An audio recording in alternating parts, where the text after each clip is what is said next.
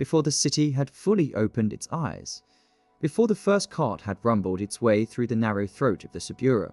Rome was already breathing. It breathed in the way that old, densely inhabited places breathe not with the clean inhale of open countryside, but with something layered and warm and alive. The scent of yesterday's bread crust still warming on bakery stones, the faint mineral trace of aqueduct water running somewhere beneath the cobblestones, wood smoke curling from a charcoal brazier on a third-floor balcony, where a woman in a grey-wool tunic was already heating yesterday's lentil soup, leaning slightly over the railing to watch the street below awaken in pale increments. It was the 4th hour before dawn, by the reckoning of those who kept careful track, which most people did not.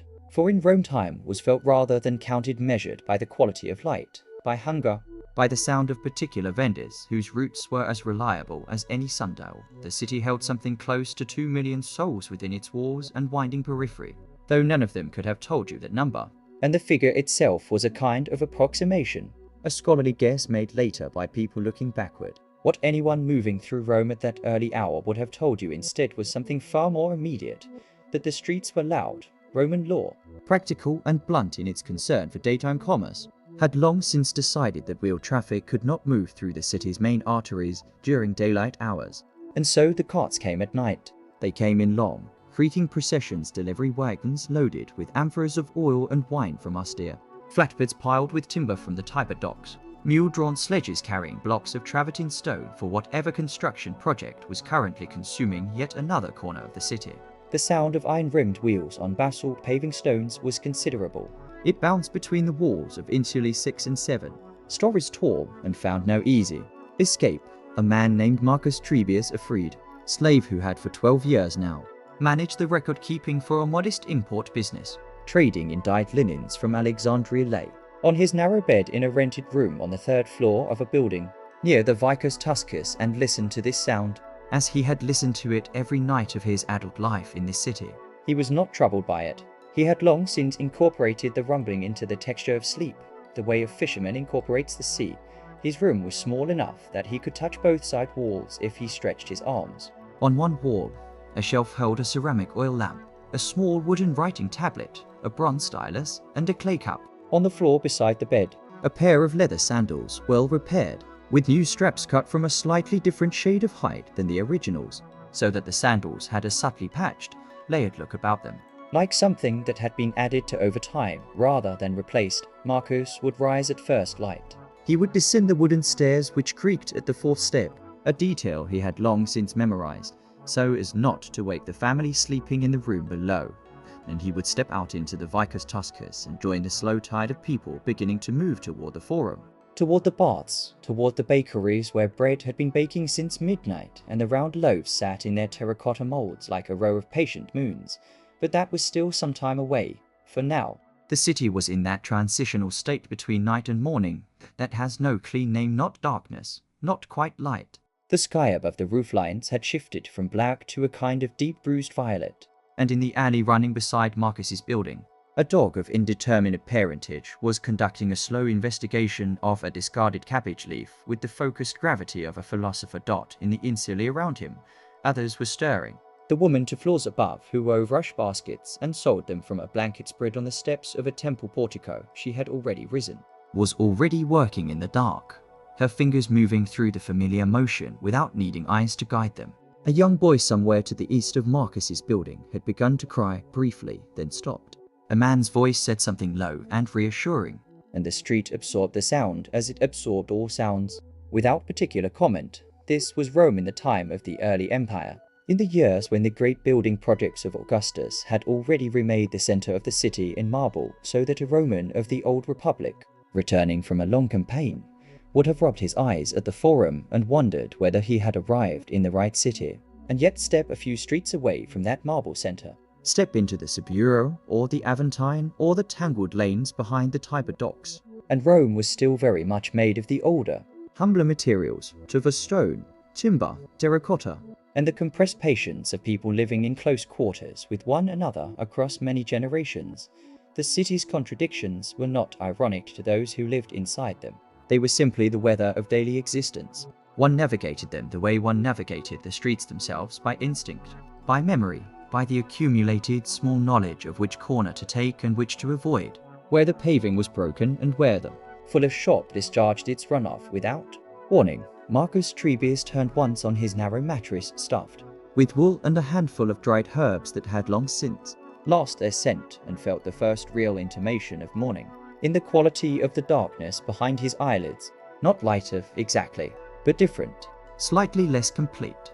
Outside, a baker's boy with a wide flat basket made his way from the oven house toward the steps of the nearest crossroads shrine, leaving a single small loaf as an offering, a habit so habitual it was no longer thought, only performed the way breathing is performed, without deliberation. Rome would be fully awake within the hour. The carts would disappear, the vendors would appear, the voices of 100,000 small transactions would rise and fill the spaces between the buildings like warm water filling a bowl. The day in the eternal city was already on its way, and in a narrow room on the third floor of an insula near the Vicus Tuscus, Marcus Trebius opened his eyes. Before the sun had cleared the rooftops of the Aventine, the city had already decided it was morning. There was no gentle transition, no slow brightening of the sky that coaxed the streets awake by degrees. Rome came to consciousness the way a large animal does all at once, with a great shifting of weight. The carts that had rumbled through the darkness were gone now, vanished into their stables and warehouse yards before the law required it of them. And in the sudden absence of iron wheels on stone, there came instead the human noise, voices calling across courtyards, the slap of sandals on wet pavement, the argumentative clanging of a coppersmith already at his bench 3 streets away, and beneath all of it, like a foundation note, the low constant murmur of a city that was never, even in sleep, entirely quiet. Marcus Trebius heard all of this before he opened his eyes. He lay on his narrow rope-strung bed in the room he rented on the 3rd floor of an insula near the Vicus Tuscus, and he listened to the morning assemble itself around him. The building held perhaps 30 other tenants' families pressed into single rooms. A fuller who worked out of the ground floor, and whose chemical smell of urine and ash climbed the stairwell at all hours. A woman on the floor below who kept a small shrine to Isis and sang to it each morning in a low tuneless way that Marcus had, over the months, grown fond of without ever admitting this to himself. He could hear her now faintly, a murmur of devotion rising through the wooden planks, and he found that it helped him surface from sleep the way a hand on the shoulder might, gently and without demand. He sat up. The room was small enough that he could touch the opposite wall without fully extending his arm, which he had done once on the first morning, and had not done again because there was something in the measurement that depressed him. A single window, unshuttered in the warm season, looked out over a narrow gap between buildings toward a slice of pale sky. The light that came through was indirect, borrowed, the kind that illuminates without warming. On the sill there was a clay cup with the dried residue of yesterday's Pascha, the vinegar and water mixture that Marcus drank each morning, partly for its cheapness and partly because he had been told by a man who claimed to have been a physician's assistant in Antioch that it cleared the blood. He dressed without ceremony. A tunic of undyed wool, worn soft from repeated washing, belted at the waist with a strip of leather. Sandals whose straps he had mended himself with a piece of cord that did not quite match. A man of his standing freedman, literate, employed by a merchant of middling prosperity, might have aspired to a toga on certain occasions, but the toga was an inconvenient garment, and the streets of the Vicus Tuscus were not the Palatine, and no one whose opinion he valued would be watching the morning of a Thursday in ordinary time. He took his wax tablet and stylus from the shelf above the bed, tucked them under his arm, and descended the stairs into the life of the city. The stairwell was dark and smelled of cooked onions and damp plaster. On the 2nd floor landing, a small boy was sitting with his knees against his chest, watching the shadows with the patient attention that young children sometimes give to things adults have stopped seeing.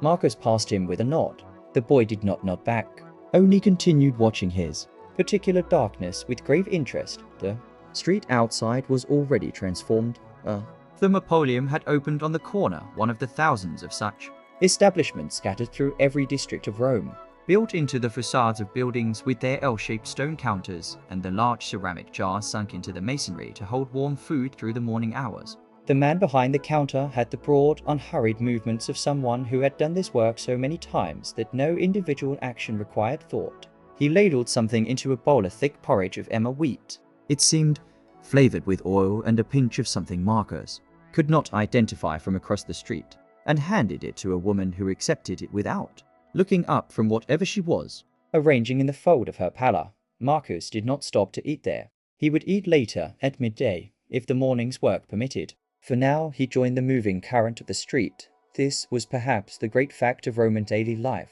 that no mosaic or wall painting ever quite managed to capture: the density, not merely of people, though there were people everywhere, pressed together in a way that a man from the countryside might find physically alarming, but of everything simultaneously. The smell of bread from a bakery and the smell of a tannery 2 doors down. The sound of a teacher conducting a lesson in the open air, his students seated on stools in a shallow portico, their tablets balanced on their knees, mingling with the sound of a dispute between 2 water carriers over whose right of way it was on a narrow corner. A man carrying an enormous bundle of raw wool on his back, bent nearly parallel to the pavement with the effort. A dog investigating the base of a fountain with scholarly dedication. A senator's litter borne by 4 Nubian slaves, its curtains closed against the morning, moving through the press of pedestrians with the authority of something that expected the crowd to solve the problem of its passage, and the crowd did, parting and reforming around it like water. Marcus watched the litter go and felt nothing particular about it. Rome had a way of making the extraordinary ordinary through sheer repetition.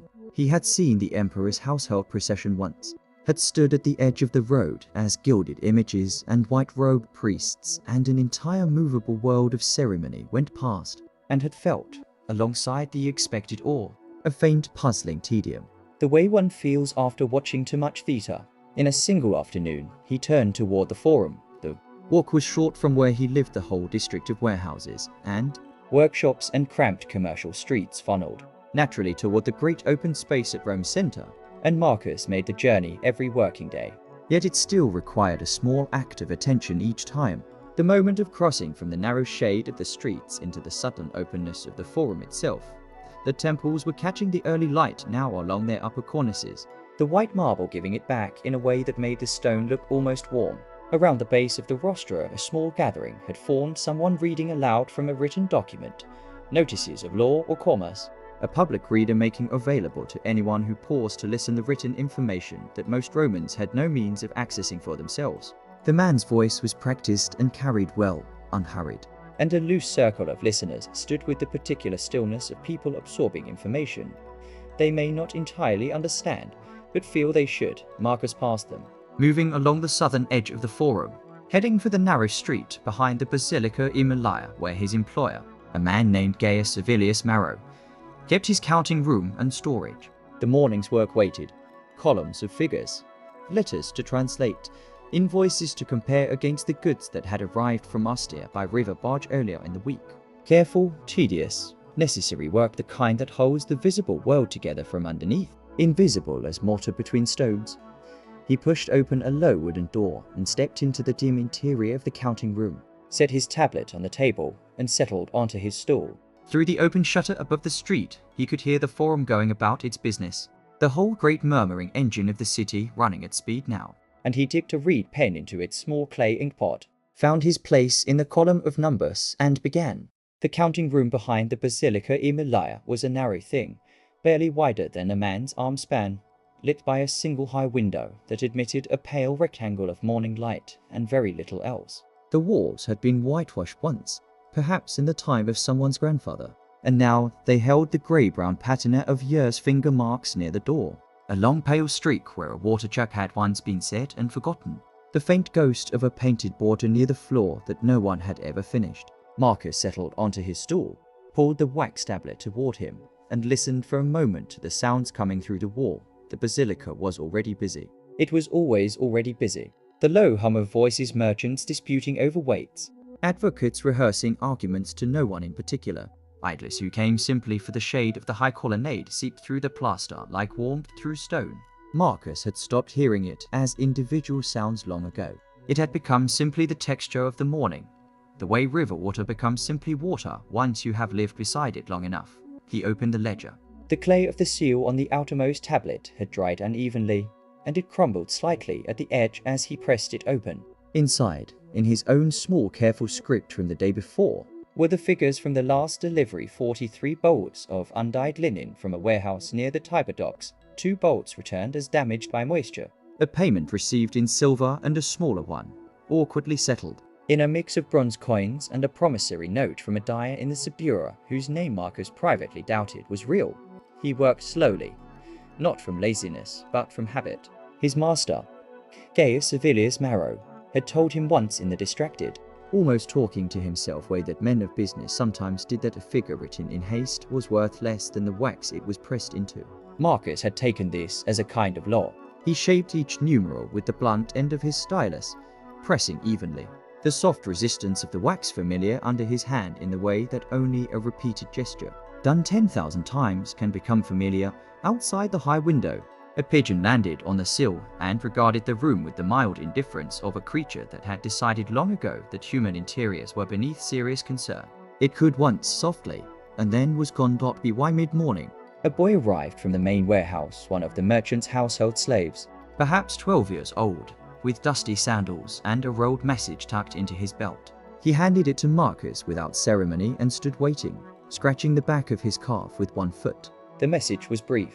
A new order from a cloth dealer in the Transtiberum, across the river, requesting 8 bolts of the finer grade, the ones Maro sourced from workshops in Campania. Marcus read it twice, noted the quantity in the margin of his tablet, and told the boy to tell the warehouse master to hold those bolts aside. The boy nodded, turned, and was already gone before Marcus had finished speaking, his sandals slapping the stone of the corridor. This was the rhythm of the morning, not dramatic, not interrupted by anything more demanding than small calculations and the soft scratch of stylus on wax.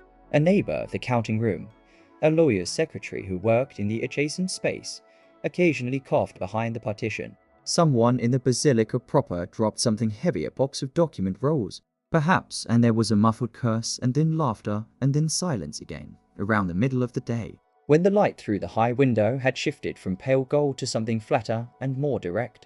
Marcus set down his stylus and pressed his fingers briefly against his eyes. This too was a ritual, the eye pressing, the small pause, the moment of simply being a body in a room rather than a mind attending to figures. Then he folded the wax tablets carefully, set them in order, and went out into the city for the midday meal. The street outside the basilica was at its most boisterous now. The morning's energy, the purposeful early rush, had softened into something louder and more chaotic. Vendors had pushed their carts closer to the shaded colonnades. A man with a cage of live songbirds was arguing with the owner of a perfume store over a question of territory that seemed to have no resolution available to either of them. Children ran between the columns, in a game whose rules were invisible to anyone. Over the age of 10, Marcus bought a small flatbread from a woman, whose stall was wedged into a niche between 2 larger shops, a piece of bread, a smear of olive paste, 3 olives pressed into a fold of cloth. He had standing, watching the street with the mildly unfocused gaze of a man who is present in a place without quite being engaged by it. The bread was good. The olives were salty and slightly wrinkled, the kind that had been in their brine long enough to develop a depth of flavor that the fresh ones never had. Nearby, a group of men had gathered around something on the pavement, a game of dice or a piece of street theater. It was hard to tell from where Marcus stood. One of them laughed loudly, a big rolling sound, and the others followed. And even Marcus, at his distance, felt the involuntary small lift of it, that human reflex toward the laughter of strangers. He finished the bread and the olives and stood for a moment longer than was strictly necessary, watching the city go about itself. Carts that had been banned from the streets since dawn were still absent. They would return with the evening, filling the narrow roads with the groan of axles and the clatter of hooves, but a delivery mule stood patiently outside a bakery while 2 men argued about something on a wooden board, running their fingers along the grain as if the answer to whatever troubled them might be found there. Then Marcus turned and walked back through the colonnade and into the cool shadow of the corridor, and the counting room received him again, its whitewashed walls, its single pale window, its smell of old wax and dry plaster as quietly and entirely as if he had never left. There would be more figures in the afternoon, more tablets, one more visit from a clerk, and when the light through the window turned amber and began to angle downward, Marcus would close the ledger, press the seal, set everything in order, and begin the walk home through a city that was itself beginning, slowly and unhurriedly, to think about its evening. In the early afternoon, the light in Rome changed art. It did not dim exactly. The sun was still high enough to press its heat into the stone of the streets, but something in its quality shifted, softened, grew more golden at the edges, as though the city itself had exhaled and settled deeper into its own weight. The shadows from the columns of the basilica began their slow eastward lean. The noise of the morning, that great rolling tide of voices and carts and arguing merchants, had drawn back somewhat, like water retreating from a shore. Leaving behind a lower, steadier hum, Marcus set down his stylus. He pressed 2 fingers against his eyes, and for a moment he simply sat, listening to the building breathe around him. The basilica in the early afternoon was a different creature from what it had been at dawn. The advocates had mostly withdrawn from the open floor, some to private consultations in the porticos, some to their own homes for the long midday rest that men of standing allowed themselves. A few junior clerks remained at their tables, heads bent over their work. Pigeons walked along the high clerestory ledge with an air of absolute ownership, their murmuring a constant, feathery undertone to everything. He gathered his completed tablets into a leather satchel and told the lawyer's secretary, who was himself barely awake, chin resting perilously close to his forearm, that he would be returning to the warehouse. Outside, the street received him with a heat that had nowhere left to go. The Via Sacra in the early afternoon was not empty, but its crowds had changed character. The vigorous commerce of the morning had given way to a slower traffic. A group of foreign visitors making their way toward the forum with the wide-eyed deliberateness of people consulting a mental map. A water carrier moving in the methodical way of someone who has made this same route 300 times and could do it in his sleep. 2 women in plain wool tunics negotiating the price of something with a spice seller whose stall occupied the deep shade of a doorway. Marcus walked with the measured pace that the heat demanded. He passed a shrine built into the corner of a building, one of the thousands of such small sacred spaces tucked into the fabric of the city. A niche in the plaster with a painted serpent and 2 small household gods, and a dish of grain and oil that someone had left that morning, now slightly dried in the sun. He did not stop, but he glanced at it as he passed. He had grown up with such shrines on every corner of his neighborhood, and their presence still registered somewhere beneath his thinking, the way a familiar smell does acknowledged without quite becoming a thought. The warehouse district to which he was returning occupied a stretch of streets behind the Forum of Caesar, where the buildings grew lower and broader, their upper stories given over to storage and the lower ones to commerce of a more practical kind. Here there were no columns or gilded friezes. The walls were plain brick, darkened in places by the smoke of nearby workshops, and the streets were narrower, their stones worn into smooth troughs by the weight of generations of handcarts and dragged amphorae. He arrived to find the warehouse foreman, a broad-shouldered man named Titus, engaged in a dispute of moderate intensity with a carter who had arrived from Asti that morning with a consignment of olive oil amphorae, several of which had cracked during transport. The smell of spilled oil lay heavy over the loading bay, thick and green and slightly bitter. The smell of an accident not yet cleaned up. Marcus listened from the doorway for a moment. These disputes followed a familiar grammar. The carter insisted the amphorae had already been cracked when he loaded them. Titus, speaking with the weary authority of a man who has heard this argument many times, said that the wax seals on 2 of the necks showed they had been intact at departure and could not have broken without motion. The carter gesticulated. Titus crossed his arms. Eventually, Marcus stepped in, not as an adjudicator exactly, but as the person who would have to write the letter explaining the loss to the merchant's factor in Puteoli, and who therefore needed to know the exact count of damaged vessels. He counted 7 with clean cracks near the base, the kind that happened when weight shifted, and 3 with older-looking chips that might genuinely have predated the journey. He noted all 10 in his tablet, and let Titus and the carter continue their argument in the particular way that such arguments continued, noisily, but without real consequence, until everyone was tired of it. The back rooms of the warehouse were cooler than the street. The walls here were thick, built from an older style of stone and mortar work that predated the brick facing of the newer buildings, and they held the night's coolness well into the afternoon. Stacked along the shelves were amphorae of various origins, their clay bodies ranging from pale cream to deep terracotta, each marked with painted letters indicating their contents and provenance. Garum from the Iberian coast, wine from the hills east of Rome, racked carefully with the pointed bases nested in sand so they would not roll.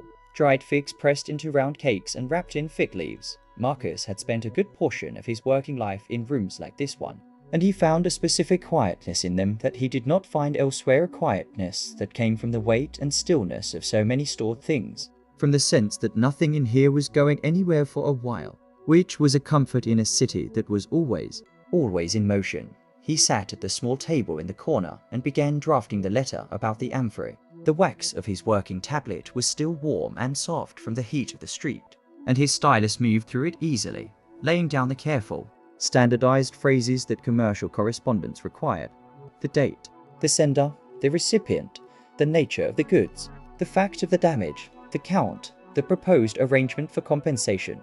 There was a particular satisfaction in this kind of writing, not creative, not effortful, but precise, and precision was its own reward. Through the small high window of the back room, he could hear the city at its afternoon pitch. Somewhere nearby, a coppersmith's hammer rang with the regular patience of a clock, and beneath it, the voices of the street folded into one another the way water sounds do when you are close to a river but cannot see it.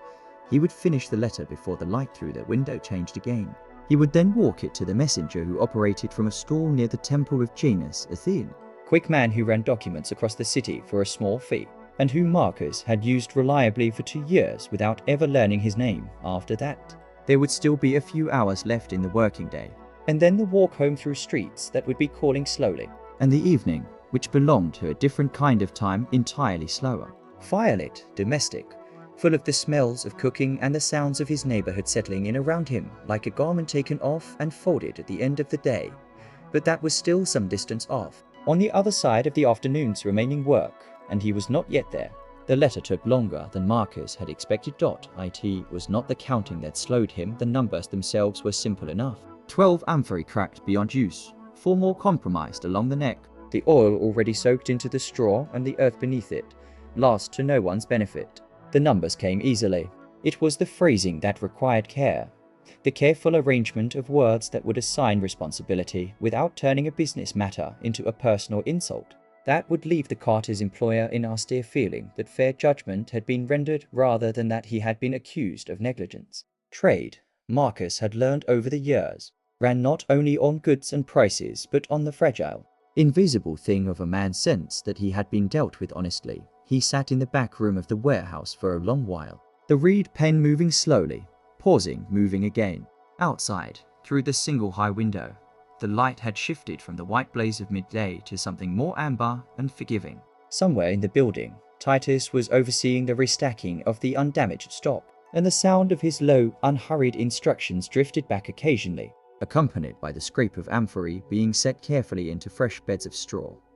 When the letter was done, sealed with a pressed thumbprint in wax, the address abbreviated in the shorthand Marcus used for austere correspondence, he called the thin messenger in from the entry where he had been waiting, apparently without impatience, as messengers who worked for many clients learned to do.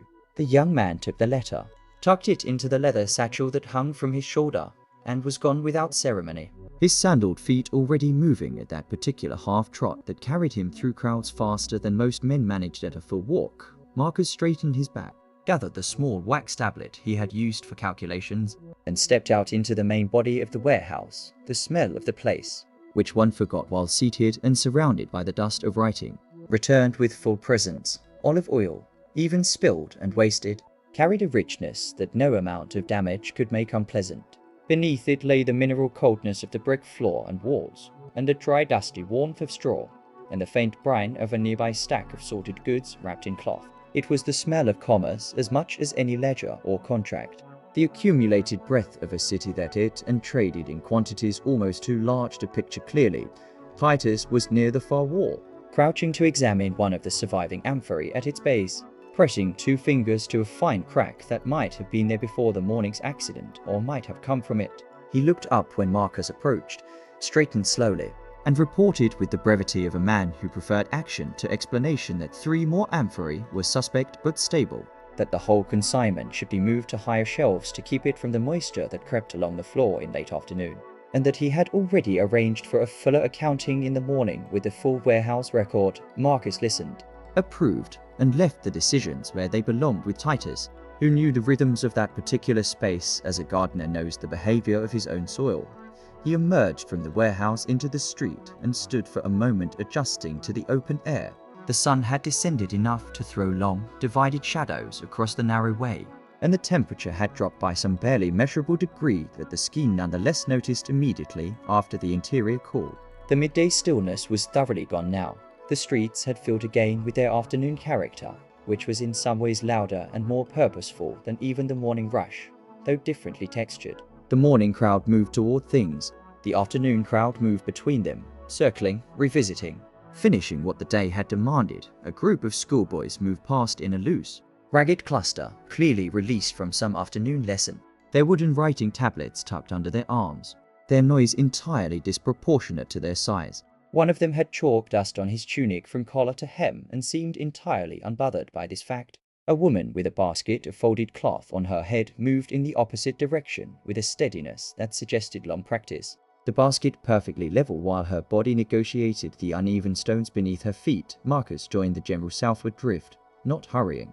There were still several hours before the light would fail entirely, and the walk from the warehouse district home to the Aventine was perhaps half an hour at an easy pace. Less if he cut through the shorter lanes, more if he chose the wider streets that opened occasionally into small, irregular squares where vendors still had their stores arranged and where there was usually something worth pausing over briefly: a stack of second-hand books, a tray of Syrian glass, a herb seller whose bundles of dried rosemary and bay had the particular dusty pungency that lingered on the hands for the rest of the day. He passed the corner where a water carrier rested with his yoke, the two clay vessels hanging still and full, the man himself sitting on the curbstone with his eyes half closed and his hands loose in his lap. A small dog of no identifiable breed sat beside him with identical posture, equally remote from the movement of the street around them. The shadows between the buildings were now distinctly purple rather than grey, a colour that Rome's late afternoons did with a kind of unconscious beauty, the result of old stone and warm light finding some agreement between themselves that no city planner had designed and no one could quite replicate by intention. Marcus turned off the main artery and into a quieter lane that he knew passed, near a bakery whose second baking of the day often produced small flat rolls sold cheaply in the last hours. Not the morning's best work, but warm and honest enough, dusted with seeds or herbs or simply plain, still holding their heat in a way that morning bread, cooled by noon, could no longer offer. He bought two, wrapped them loosely in the corner of his cloak, and walked on. Around him, the city continued its long, unhurried exhale toward evening. The thousand small sounds of its footsteps, voices, the distant clink of a smith's work not yet finished, water running in a fountain somewhere beyond the next turn, braiding together into something so familiar that it required no attention, only the quiet, half-conscious comfort of belonging to a place that did not pause for any single person, but that carried everyone forward together, in its own manner and at its own pace. The bread was still warm when Marcus reached his door. He could feel it through the cloth he had wrapped it in a low, steady heat against his palm, the kind that fades slowly and pleasantly, the way the last light of a summer afternoon fades from a west-facing wall. He stood for a moment on the threshold, not quite inside and not quite out, listening to the street behind him settle into its quieter register. A neighbor's child was crying somewhere above, a thin sound that dissolved quickly into the general hum of the building. A cat moved along the base of the opposite wall, deliberate and unhurried, disappearing into a shadow between two amphorae left propped against a doorframe. Marcus lived on the second floor of an insula on the lower slope of the Aventine, not the finest address in the city, but not the worst either. The ground floor was occupied by a fuller who rented the front room to a dealer in second-hand bronze fittings, and the smell of that arrangement, a compound of vinegar and warm metal, lived permanently in the stairwell. Marcus had long since ceased to notice it. He climbed the stairs the way a person climbs stairs they have climbed 10,000 times, without thought, one hand trailing the wall where the plaster had worn smooth from years of identical gestures.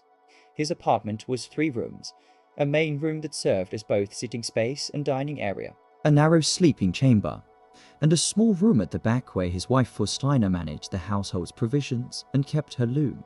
The loom was silent now, its threads hanging still in the dimming light that came through the single window that overlooked a small interior courtyard shared by several families on this side of the building. From that courtyard came the sound of water being poured, and a woman's voice saying something low and unhurried to someone Marcus could not see.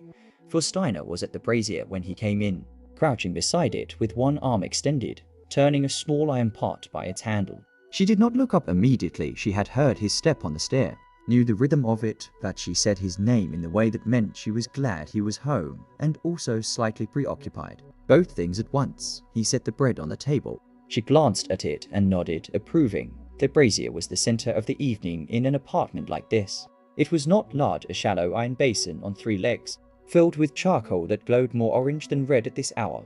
But it gave enough heat to warm the room and enough light to sit by.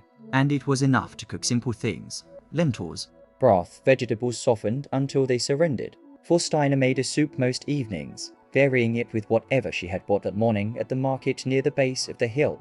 Tonight there was leek in it, and a little dried fish, and something Marcus could not identify by smell alone, but that turned out, when he later tasted it, to be a handful of chickpeas she had been soaking since the previous night.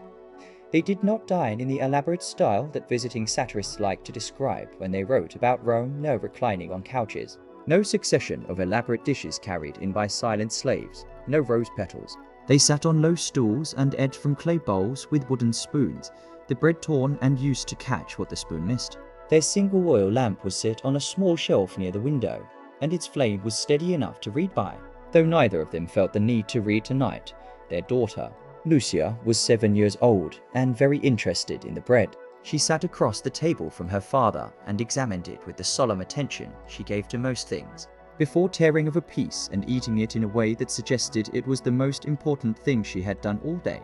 Perhaps it was. She had spent the afternoon, for Steiner told Marcus quietly, at the house of a neighbor whose daughter was her particular friend, and the two of them had apparently spent several hours arranging a collection of clay figurines into various configurations whose logic was clear only to themselves. Lucia confirmed this account with a nod, but did not elaborate, still occupied with the bread. Outside, the city was shifting its character in the way it did every evening.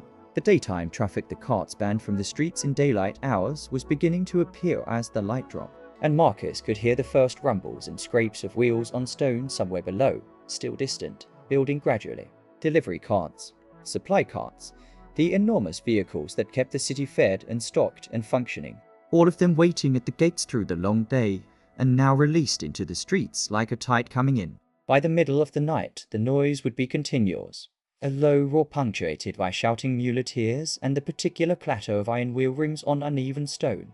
Most people in Rome slept through it from habit, or tried to, or lay awake composing small private complaints about it that they would mention to no one. Marcus had lived in the city long enough that the night sounds were simply part of the texture of sleep, the way weather is part of living outdoors. He noticed them only when they briefly stopped after the meal, for Steiner tidied the bowls and Marcus sat with Lucia for a while, which mostly meant listening to her describe the figurine arrangements in more detail than he had initially expected. There was a small clay horse that had a chipped ear, and this, she explained, was because it had fallen from a war, and it was important that he understand this was not a flaw but a history. Marcus agreed that this was an important distinction. Lucia seemed satisfied when she had been put to bed in the sleeping chamber, a process that involved a cup of watered wine mixed with honey, and a very specific arrangement of the blanket that for Steiner knew by instinct. Marcus and his wife sat together in the main room for a little while in the quieter companionship of the evening's end. The lamp was burning lower, for Steiner mended something by its light, a tunic of Lucia's with a small turn near the hem, her needle moving in the small regular arcs of long practice. Marcus sat with his hands loosely folded and thought about the letter he had sent that afternoon, wondering briefly whether it would arrive in the right hands, whether it would resolve what it was meant to resolve, and then letting the wondering go, because the evening was not the time for the concerns of the day. The charcoal in the brazier had settled into a bed of ash and low ember. The lamp guttered once, steadied, then began to dim in earnest, its oil nearly spent. Tomorrow there would be more to do, a delivery to confirm, a visit to the warehouses near the river, the ordinary accumulation of a merchant's week, but that was tomorrow, and tomorrow was still a night away, on the other side of sleep. For Steiner set down her mending and said something quiet about the lamp, and Marcus agreed, and she extinguished it, and the room became the particular dark of a Roman apartment in the evening, not quite full dark, lit faintly by the glow that always lived in the city sky, a dull orange warmth reflected of 10,000 fires and lamps and braziers across the hills, as if the city breathed its own light gently upward even in sleep. The carts had been loud until well past midnight. Marcus knew this not because he had lain awake listening, but because the knowledge was written somewhere in his body when he finally surfaced from sleep, a dull awareness that the night had not been entirely his, that it had been borrowed in pieces between the grinding of iron-rimmed wheels on stone and the occasional shout of a driver navigating the narrow street below. This was the nature of sleep in a city that never truly stilled. One learned, over years, to descend into rest despite it. The way a fisherman learns to rest in a moving boat, not by fighting the motion, but by accepting it as the condition of things. The room was dark, though the darkness had already begun to soften at its edges. The city's ambient glow, the peculiar reddish warmth that rose from 10,000 cooking fires and oil lamps across the hills, had dimmed as the fires burned low in the hours before dawn. But there was something else now, something cooler and more tentative at the edge of the small window, the very first suggestion of grey, not yet light, but the beginning of the absence of darkness. Marcus had learned to read it the way some men read the sky for weather. He lay still for a moment, aware of Faustina's breathing beside him, slow and even. Lucia was in the next room, separated by a thin partition of wood and plaster. The insula breathed around them, the faint pop of settling timber, a cat moving somewhere on the roof above, the distant and rhythmic sound of someone, somewhere in the building, already moving about. The fuller on the ground floor, perhaps, or one of the wives from the family across the courtyard who kept an early fire. Marcus rose without candle or lamp, moving by memory and the soft growing grey at the window. He dressed in the dark his one tunic, the same he had laid across the stool the night before, slightly stiff at the collar from a day's wear, and sat to work his feet into his sandals, feeling for the leather straps by touch. There was a comfort in this, in the body's knowledge of its own small rituals. The hands find the buckle. The fingers know the hole in the strap without needing to see it. He poured water from the jug on the shelf into the clay bowl and washed his face and hands in the cold of it. The shock of it against his skin as useful as any alarm. He smoothed his hair back with damp palms. Then he stood at the window for a moment, looking out. The Aventine below was in that particular state of early morning that belongs to no clear hour, neither night nor day, but the quiet margin between them. The street was not empty. It never was. Not truly. A man moved along the far wall carrying something on his shoulder, his shape indistinct. A dog sat in the middle of the road with the composed authority of an animal that has decided the street belongs to it until further notice. Somewhere a few streets away, the sound of a cart was receding. One of the last of the night's traffic finding its way back out through the city gates. Before the day's prohibitions fell back into force. The air at the window was cool in a way that air is cool before the sun has had time to reach the stone. Rome's stone held cold as well as it held heat, the great slabs of tufa and travertine, the baked brick of 1,000 walls, all of it releasing the memory of winter, even on a morning that would by noon be warm. Marcus breathed it in, this cool early air with its faint smell of smoke and wet stone and something vegetal from the gardens on the hill above. And then he turned and left the room. The corridor of the insula was a narrow passage that smelled, as always, of the building's accumulated live cooking oil, charcoal smoke, the sharper note of the fuller's workshop rising from below, and beneath all of it the faint mineral smell of old plaster. He went quietly down the stairs, his sandals making almost no sound on the one stone. The stairwell was dark enough that he kept one hand on the wall, feeling the plaster cool and slightly rough beneath his palm.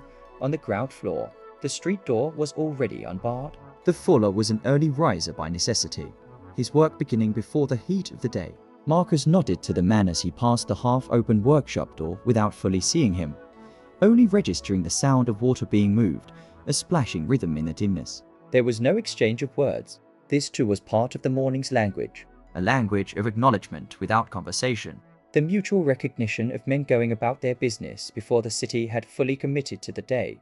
Outside, the street received him with the quiet that Marcus had come to regard as a kind of gift brief. Reliable, daily, and entirely unlike the silence of the countryside. Which was a different thing altogether. This was city quiet, layered with distant sound, textured by the presence of 100,000 lives that had not yet resumed their volume.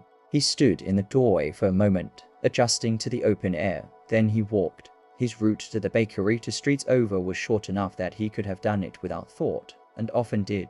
But in the early morning, the small stretch of road had a quality that invited a kind of loose, drifting attention. The shop fronts were still shuttered with their wooden boards, their painted signs half visible above the panels. A shrine to the Lairs of the Crossroads sat in its niche at the corner, a small oil lamp burning low before the painted figures of the guardian spirits, the flame guttering gently in the slight movement of the morning air.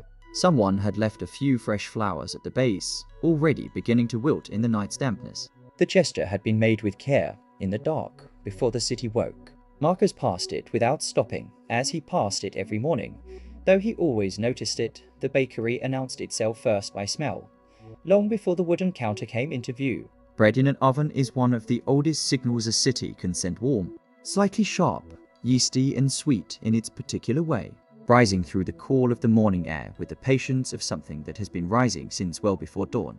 The baker, a white man with permanently flour-dusted forearms, was already serving when Marcus arrived, his face carrying the settled expression of someone who has been awake long enough to have moved past the difficulty of early waking into a kind of steady competence.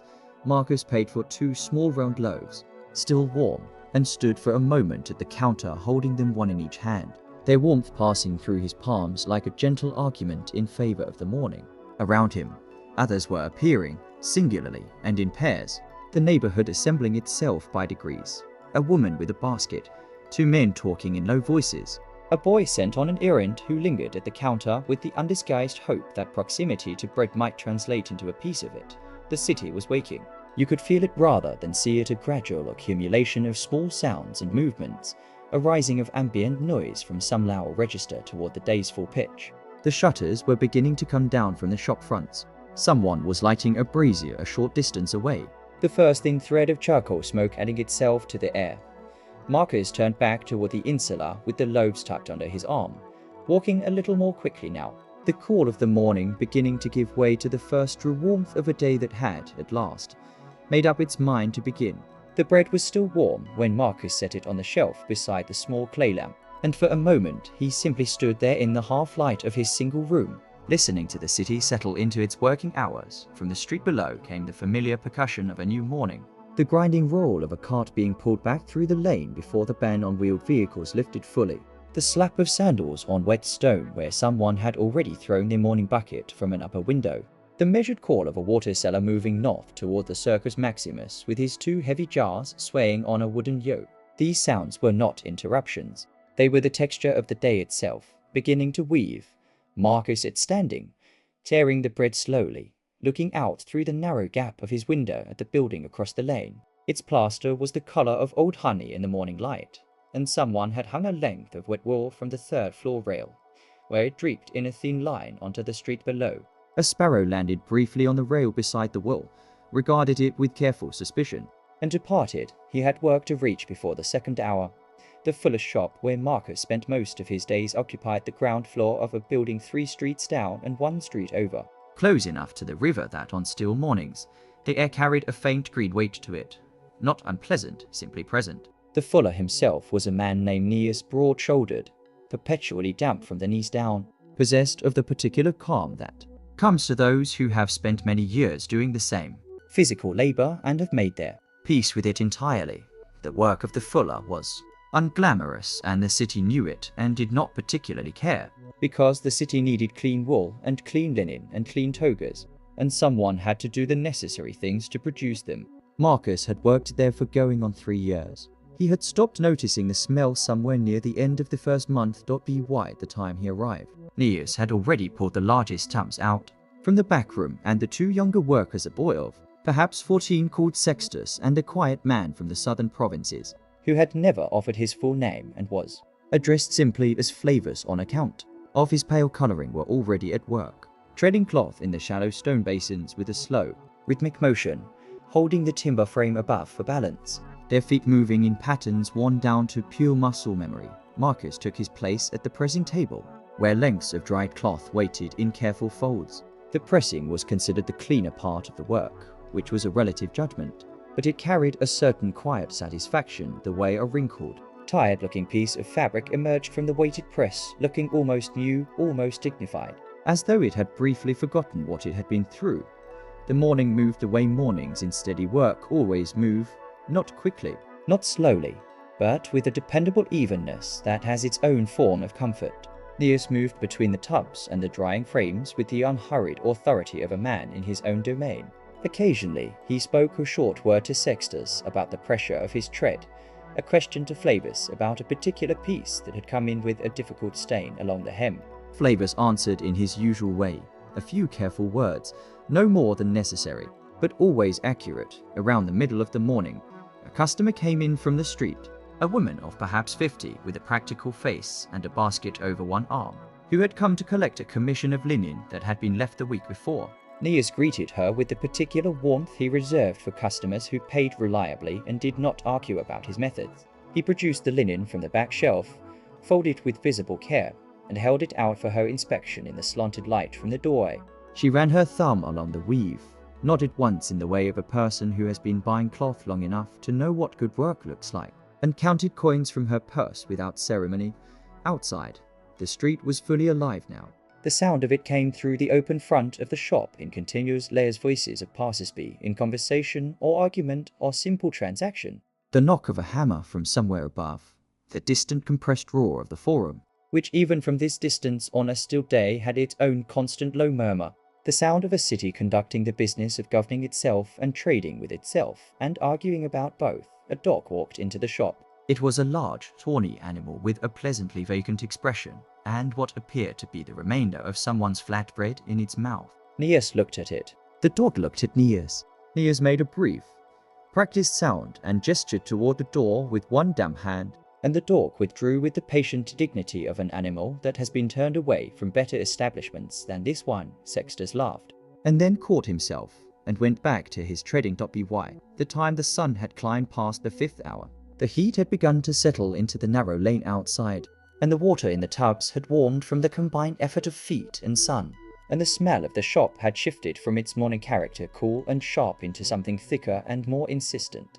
This was the hour of the day that required a particular form of endurance, not dramatic endurance, not the endurance of crisis or contest, but the quiet daily kind, the sort that asks only that you continue the same motion for one more hour, and then the one after that. Marcus pressed cloth and stacked it, and lifted the next piece from the waiting pile. Flavors trod steadily in his basin, watching something on the far wall with calm, distant eyes. Sextus had taken to humming something half recognizable under his breath. Nias sat briefly on the low stool by the bought a drink from a clay cup and looked out at the street with the satisfied expression of a man watching his neighborhood go about its proper business. The afternoon was still some distance away, and with it the slower hours, the closing of shutters against the worst of the heat, the particular Rome smell of dust and stone, and the faint sweetness of the olive oil stalls beginning to close their amphorae for the midday quiet.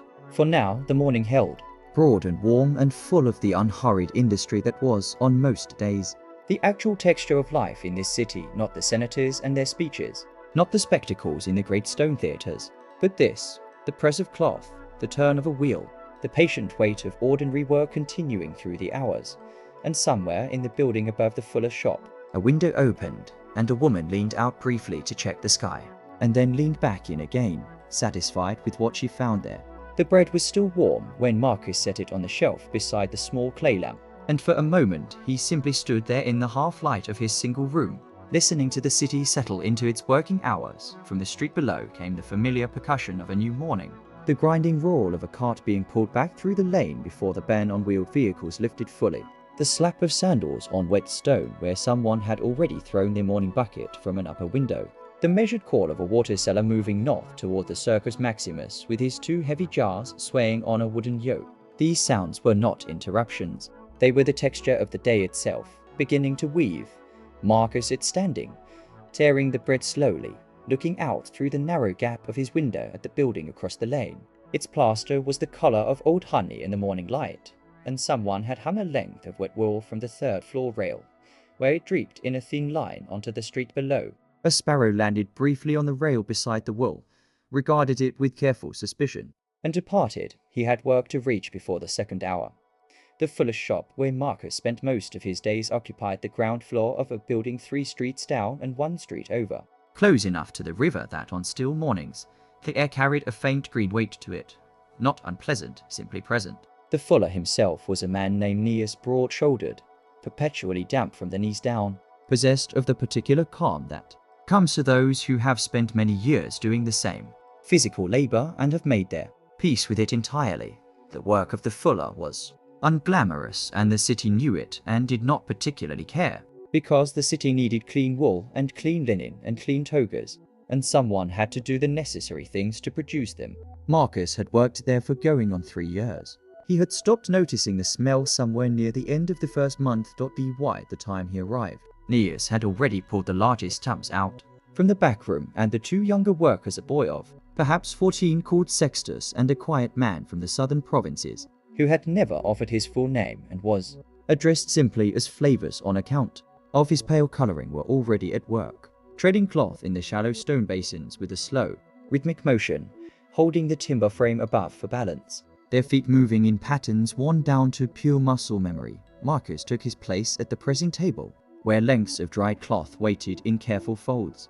The pressing was considered the cleaner part of the work, which was a relative judgment, but it carried a certain quiet satisfaction the way a wrinkled, tired-looking piece of fabric emerged from the weighted press, looking almost new, almost dignified, as though it had briefly forgotten what it had been through. The morning moved the way mornings in steady work always move, not quickly, not slowly, but with a dependable evenness that has its own form of comfort. Neas moved between the tubs and the drying frames with the unhurried authority of a man in his own domain. Occasionally, he spoke a short word to Sextus about the pressure of his tread, a question to Flavus about a particular piece that had come in with a difficult stain along the hem.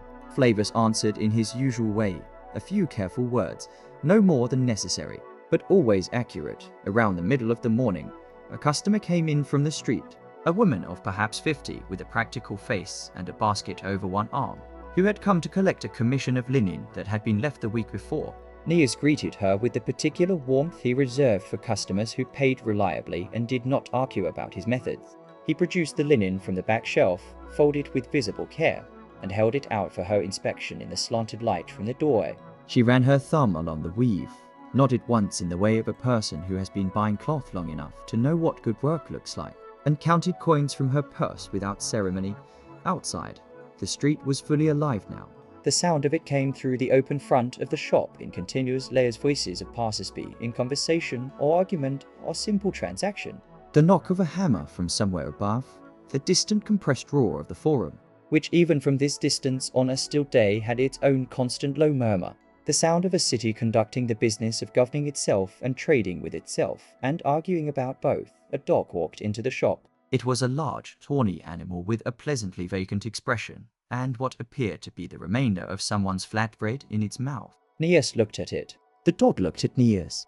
Neas made a brief, practiced sound and gestured toward the door with one damp hand, and the dog withdrew with the patient dignity of an animal that has been turned away from better establishments than this one. Sextus laughed, and then caught himself, and went back to his treading. By the time the sun had climbed past the 5th hour, the heat had begun to settle into the narrow lane outside, and the water in the tubs had warmed from the combined effort of feet and sun, and the smell of the shop had shifted from its morning character cool and sharp into something thicker and more insistent. This was the hour of the day that required a particular form of endurance, not dramatic endurance, not the endurance of crisis or contest, but the quiet daily kind, the sort that asks only that you continue the same motion for one more hour, and then the one after that. Marcus pressed cloth and stacked it, and lifted the next piece from the waiting pile. Flavors trod steadily in his basin, watching something on the far wall with calm, distant eyes. Sextus had taken to humming something half-recognizable under his breath. Neas sat briefly on the low stool by the bought a drink from a clay cup and looked out at the street with the satisfied expression of a man watching his neighborhood go about its proper business. The afternoon was still some distance away, and with it the slower hours, the closing of shutters against the worst of the heat, the particular Rome smell of dust and stone, and the faint sweetness of the olive oil stalls beginning to close their amphorae for the midday quiet. For now the morning held, broad and warm and full of the unhurried industry that was on most days. The actual texture of life in this city, not the senators and their speeches, not the spectacles in the great stone theatres, but this, the press of cloth, the turn of a wheel, the patient weight of ordinary work continuing through the hours. And somewhere in the building above the fuller's shop, a window opened, and a woman leaned out briefly to check the sky, and then leaned back in again, satisfied with what she found there. The 8th hour arrived the way a tide arrives, not with any single, decisive moment, but gradually, almost imperceptibly, until one simply noticed that the quality of the light had shifted and the city around the Fullonica had grown several degrees warmer and more restless again.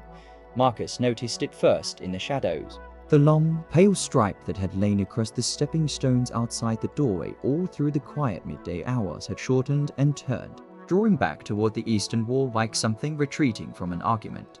The stone of the street, which had been almost gentle to the touch at the height of the stillness, now held its heat with a certain stubbornness, radiating upward in slow, invisible waves that one felt in the ankles and the backs of the hands before anywhere else. Inside the shop, the men had worked through the drowsy middle hours without much conversation, and there was something companionable in that shared silence. the way it bound them together without requiring anything of them. But now, with the 8th hour, came a small collective loosening. Shoulders dropped. Someone exhaled through his nose in a long, deliberate way. The apprentice boy who tended the rinsing basin, a lean, sun-darkened child whose name was Sextus. Though everyone called him something rather less dignified, sat back on his heels and pressed one wet fist against the small of his back with the expression of a very old man. Yes, moving from one rack to another with his habitual unhurried efficiency. Paused near the doorway and looked out at the street for a moment.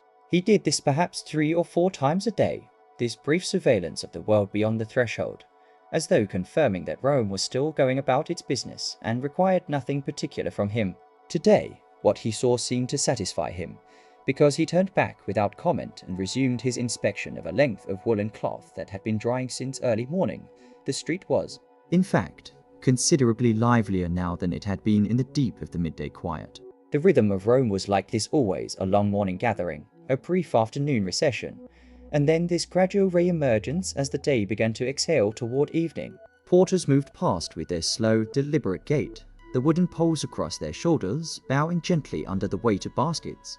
A woman with 2 small children navigated the narrow gap between the shop front and a stack of amphorae that had been left outside the wine merchant's premises 3 doors down, her hand resting on the nearer child's head with an absent, steady touch. A dog lay in the small wedge of shade cast by a fountain basin further along, its ribs rising and falling with tremendous slowness. Indifferent to everything, Marcus, working the treading vat, found his attention drifting outward with the light. His feet knew their task without requiring his mind, and this was one of the things he had come to appreciate about the work over the years, that it left a portion of him free. Not idle exactly, but unoccupied, available for the small wanderings that a busier kind of labor would have prevented. He thought, without particularly meaning to, about the cloth his wife had mentioned needing, a heavier weave for the coming autumn, and about whether the fuller's credits from last month might stretch to cover it. He thought about a crack he had noticed in the plaster above the courtyard gate, the way water had been working into it over the winter, and whether it wanted attention before the rains came again. He thought about his father briefly, in the way one sometimes does in unguarded moments, not with grief or longing, but with a kind of quiet acknowledgement, the way one notices a stone marker along a familiar road. These were not heavy thoughts. They moved through him lightly, like smoke through an open room, and left no particular residue beside him. The older fuller, whose name was Publius, a broad, weathered man of perhaps 50, who had worked the vats longer than Marcus and spoke rarely, but with considerable weight when he did, began to hum something under his breath. It was not a song exactly, more a series of tones that followed no particular pattern, rising and falling according to some internal logic that Publius alone understood. Marcus did not find it irritating. He had worked alongside Publius long enough that the humming had become simply another feature of the afternoon, like the smell of the urine pods or the particular creak of the drying rack's uppermost joint. The vat they worked in was old, its clay interior stained to the color of dark amber from years of use, the texture of its walls once smooth in places by the friction of countless feet. The liquid around Marcus's ankles was the temperature of a warm bath, and the smell, sharp, ferric, ammonia-thick, had long since ceased to register in any conscious way. On the first day, years ago, he had gone home and stood in the courtyard for a long while before entering, scrubbing at his feet and shins with a cloth, acutely aware of what his neighbors might think. Now he moved through the city at the day's end and thought nothing of it. Niers crossed to the far end of the room and paused beside the great treading cloth that had been folded and set aside that morning, running his thumb along its end edge. He said, quietly, and to no one in particular, that if the commission from the Celian Hill wanted the full treatment, the pressing as well as the cleaning, then they would need to start the loom weights earlier tomorrow. Marcus noted this without responding. It was not an instruction directed at him, and Niers rarely needed his assessments confirmed. But he filed the information away in the same unhurried internal space where he kept all the small logistical facts of the working day. The knowledge that shaped tomorrow's movements before tomorrow had yet arrived through the doorway. A vendor called out something from the street, a bright, practiced syllable repeated twice at intervals. the particular cadence that meant figs or early chestnuts or something similarly brief and seasonal. The sound passed and thinned and was replaced by the ordinary ambient texture of the street. Footsteps and axle creak in the distant. Barely audible percussion of a mason working somewhere above them on the hillside. Sextus, the apprentice, had risen from his position at the rinsing basin and was now carrying a handled bucket toward the yard at the back, walking with the exaggerated care of someone who has recently learned that spilling things has consequences. His feet were bare, and they slapped softly against the damp stone of the floor. The afternoon continued in this way. Accumulated detail by accumulated detail. The way a mosaic accumulates, no single tile sufficient on its own, but each one necessary. Each one resting against its neighbors in a pattern that only becomes visible from a certain distance. Marcus moved and breathed and thought his quiet, unhurried thoughts, and the 8th hour gave way to the 9th, and the light outside the door turned from white to something closer to the color of old honey. Warm and slightly thickened, and the day began, in the gentlest possible way, to turn its face toward evening. In the 10th hour, the shadows stretched long and thin across the street outside, reaching like pale fingers toward the far wall of the workshop, and the smell of the fuller's yard, that familiar, faintly sour smell that Marcus had long since stopped noticing, seemed to ease a little as the air began to cool at its edges. The rinsing was nearly done. Sextus had carried the last of the heavy wool to the drying frame without being asked, which was a small thing, but Marcus had noticed it all the same. The boy was learning the rhythm of the place, learning when a task needed doing before the words were spoken. And there was something quietly satisfying in that, the way knowledge moved between people not through instruction, but through repetition. Through proximity, through the particular patience of working side by side. Neas had gone out briefly, returning with a rough loaf and a fold of cloth wrapped around something that turned out to be a handful of olives and a piece of hard white cheese. And the three of them, Marcus, Neas, Publius, had eaten standing near the doorway in the way workers eat when they are not really resting. Still watching the wall on the frame, still thinking about what remained, Sextus ate quickly and apart from the others, perched on the low wall of the rinsing basin, looking out at the street with the unself-conscious attention of someone for whom the city was still new enough to be interesting.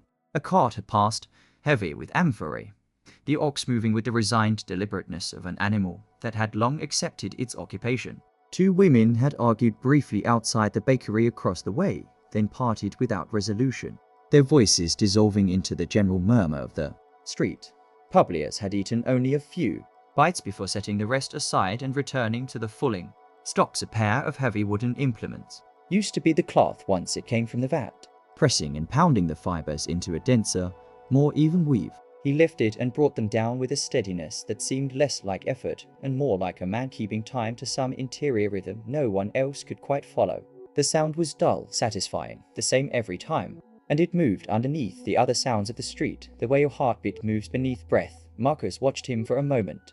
Chewing his bread, there was a particular craft to this stage of the work, not the showy craft of the sculptor or the silversmith. Nothing a visitor to the city would pause to admire, but craft nonetheless. A thing built from years of small adjustments, of learning by the soreness of one's arms exactly how much pressure was too much, of understanding that the same force applied to different wool, or to wool at a different point in its washing, would yield a different result. Publius understood this in the way only long practice creates understanding. Understanding that lives in the hands rather than the head. The wool on the drying frame moved very slightly in the late afternoon air that slipped through the open door. It had been a good wash. Marcus could see that already in the color of it. The cloth had a brightness it had lacked this morning. A clean, almost luminous quality that was the whole point of the work, though it was easy to forget that in the middle of it. When the vat was full and one's feet were tired and the smell was most present. Now, at a little distance, he could see what it had been for. He thought about where this cloth might go. It was a habit of his. An idle habit, the kind of wandering that fills the quieter moments of repetitive work. Some of it would stay in the city, bought by a merchant, resold to a workshop that made finished garments, ending up eventually on the back of someone walking the forum or waiting in line at the baths. Some of it might travel. Cloth moved everywhere. It was one of the things that moved most freely between cities, between provinces, across the long roads that connected the world together. He had once spoken with a trader who claimed to have sold Roman washed wool in a port city so far east that the name of it meant nothing to Marcus, conjured no image at all, was only a sound without a country. The idea of that still struck him as remarkable, in a quiet way.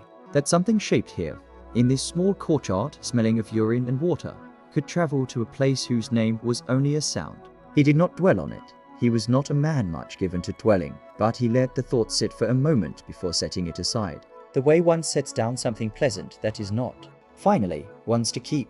The 10th hour was passing. The light outside had shifted again, moving from the direct warmth of afternoon into something softer, more sidelong.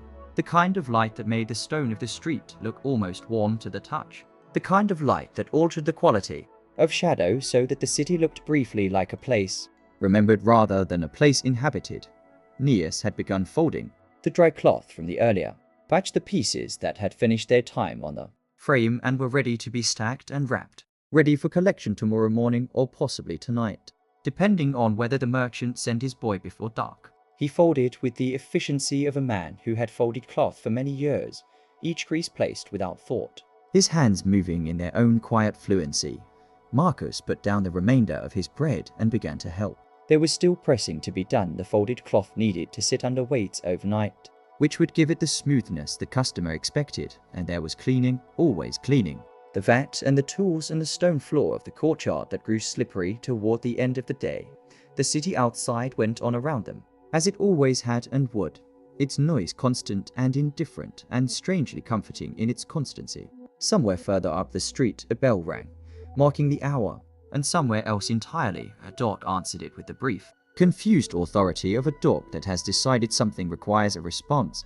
Sextus climbed down from the basin wall and, without being asked, fetched the broom. The day was not over, but the heart of it had passed. What remained was the long, comfortable settling of a working day toward its closer tidying, the small accountings, the gradual gathering of oneself for the walk home through streets that would, by the 11th hour, carry the particular warmth of an evening city preparing itself for night. That hour, too, was coming. It always came. The shadows had grown long by the time Marcus stepped out into the street, long and blue and leaning eastward like tired men at the end of a march. The sun was still above the rooftops, just painting the upper stories of the insulae in a warm amber that made even the crumbling plaster look gilded, look almost beautiful. Down at street level, where the light no longer reached, the stone was cool beneath his sandals, and the air carried the first faint suggestion of evening. Wood smoke from somewhere up the hill, the smell of warming oil from a cook shop around the corner, and beneath it all the ever-present scent of the city itself. Mineral and organic and impossible to name. He had locked the shop behind him, Aeneas and the others already dispersed into the warren of streets. Sextus had left first, quickly and without ceremony, the way young men do when they have somewhere they would rather be. Publius had lingered a moment, saying nothing in particular, adjusting his belt, looking back once at the door as if confirming something to himself, and then he too had gone. Marcus stood alone in the street for a moment, listening to the city begin its evening transformation. It was the 11th hour, perhaps, or close to it. He did not need a sundial. He had lived in Rome long enough that the hours had a texture of their own, a particular quality of sound and light and the movement of people that told you, without counting, roughly where the day stood. The 11th hour had a loosening to it. Merchants were beginning to pack away their remaining wares. Schoolchildren, those few still about at this hour, moved in chattering clusters toward home. Porters and water carriers had mostly finished their heavy rounds, and the streets, which an hour ago had been dense with the traffic of commerce and necessity, were now beginning to fill instead with the leisurely and the idle, with the men and women who came out in the cool of approaching evening for no particular reason but the pleasure of the air. Marcus joined them without quite meaning to. He had intended to go directly home. His apartment was perhaps a quarter-mile north, up a gentle slope, in a building that leaned slightly toward its neighbor as though whispering, but his feet carried him south instead, toward the Forum, as they so often did at this hour. It was an old habit he had formed years ago, when he first came to the city as a young man from a small town on the Tiber, and the Forum had astonished him, had seemed to him like the center of the world, which in a sense it was. He still walked there most evenings, though the astonishment had long since softened into something quieter and more durable, a feeling of belonging. Of being one small thread in a very large cloth, the streets narrowed and then opened. Narrowed and then opened again, as they always did in this part of the city. He passed a bakery where the second baking of the day was calling on wooden boards in the doorway. Small round loaves with a scored cross on top for easier breaking. He passed a shrine to the lairs tacked into a niche in a wall. Fresh flowers at the base. A small oil lamp burning with a flame that barely moved in the still evening air. A cat, one of the city's countless unclaimed cats, sat on the ledge above the shrine. Watching him with the absolute indifference only cats can manage. Closer to the forum, the streets widened and the buildings changed character. The insulae gave way to grander facades, columns and carved lintels, the fronts of basilicas and temples rising above the rooflines. The noise changed too. There were fewer vendors here and more voices in conversation. Small groups of men standing at the edges of the open spaces, talking with the particular unhurried energy of people who had finished their work and were now engaged in the other great Roman occupation, the exchange of opinion. Marcus passed close enough to one such group to catch fragments something about a water dispute in one of the northern districts. A name he did not recognize. A figure in denarii that seemed either very large or very small depending on what it referred to. He did not slow down. He was not looking for conversation. The forum itself was quieter at this hour than at midday, but never empty. The courts had finished for the day, but men still stood on the steps of the basilica as though reluctant to leave the stage. A few scribes packed away their writing kits beneath the colonnades. Pigeons moved across the paving stones in that peculiar rippling way they have, as though the flock were a single creature breathing. The temples were still and grave, their columns turning gold at the tops where the sun still caught them, their lower halves already in shadow. Marcus sat on the low step of a fountain that he had sat on perhaps 1,000 times before. The water came up from somewhere deep in the city's vast system of pipes and channels, and it ran continuously, a thin clear sheet over the edge of the basin, making a sound that he had always found particularly restful, not loud enough to obscure the world, but steady enough to smooth its edges. He watched the square settle into evening around him. Across the way, a woman in a yellow stola was talking to a man who appeared to be a scribe of some kind, pointing at a tablet he held. Two soldiers walked through at a diagonal, their cloaks marking them as of duty, their pace too relaxed for anything official. An old man fed small pieces of bread to the pigeons, methodically, as though it were a duty. A vendor of roasted nuts was doing a slow trade at the edge of the square, his brazier glowing orange in the fading light. This was what Marcus had come for, though he could not have said so precisely. Not spectacle, not distraction, something more like confirmation. The city was very old and very large, and it asked nothing of him personally, and there was a comfort in that which was hard to explain to anyone who had not lived inside it long enough to feel it. He was one of perhaps 1 million people within these walls. The number was never quite certain, varying with the scholars who consulted, and on this ordinary day he had done his ordinary work, and the city had gone on around him as it always did, in its enormous, indifferent, sustaining way. The sky above the forum was deepening now, the blue going darker at the zenith, while the west still held a pale residual glow. The stars would come out before long. Marcus stayed a while longer, listening to the water and watching the light go, and when at last he rose and turned his feet toward home, it was with the unhurried pace of a man who has nowhere urgent to be, and who has learned slowly, as these things are always learned, to find that a kind of gift